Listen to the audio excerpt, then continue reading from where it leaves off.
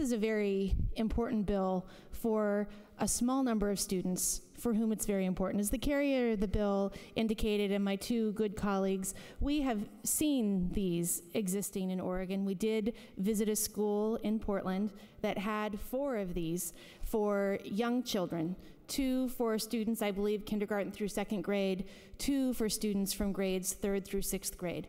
When we asked for the data about the use of those, as was allowed under the bill that we just lifted the sunset on, we learned that by the 2nd week of January of this school year, those rooms had been used, those cells had been used over 100 times. There are 150 students in that school. Think about that for a minute. When we visited, I asked to go inside one of these cells because I had been told that they're very calming, that it can make you feel better, that it can make you relax. I asked to go inside. I asked to have the door shut.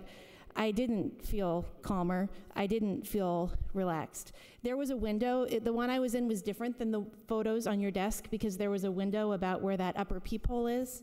It was about this big. I'm an adult. I could see out that. If I was a 6-year-old, I would not be tall enough to peer outside of that window, so I would not know what was happening on the outside. If I stretched out my arms, I could touch the walls on both sides in either direction. I had the opportunity to speak with a reporter earlier this week that tried to visit some of these in other parts around the state. There was only one school that would let him in to see what they were using for seclusion. The others said that there was a strict policy of not letting the media in to see these things. And colleagues, I would propose to you that if there are things that we think are too troubling for adults to see, we should not be putting children inside of them. And that's why the other legislation that we've referenced here today that is now sitting in Ways and Means is so important. It will allow the Department of Education to address the issues that the good representative from Woodburn raised, to address the minimum standards for rooms that are used for seclusion. Because there are times when students need to be separated. There are times when a student needs a quiet place to calm down. But those need to be safe places of an appropriate size, with appropriate ventilation, with appropriate light, that respect the dignity of that student. It should not be a box that we are locking a 6-year-old or a 7-year-old or an 8-year-old inside.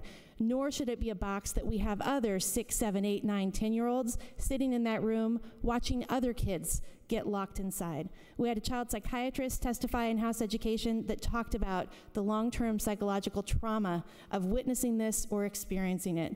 So colleagues, I urge your aye vote on this bill. It has an emergency clause. Once the governor signs this bill, schools will continue to be able to use seclusion rooms, but those students in that school that we visited will no longer have to go into those boxes. Thank you, Madam Speaker. Mr. Speaker.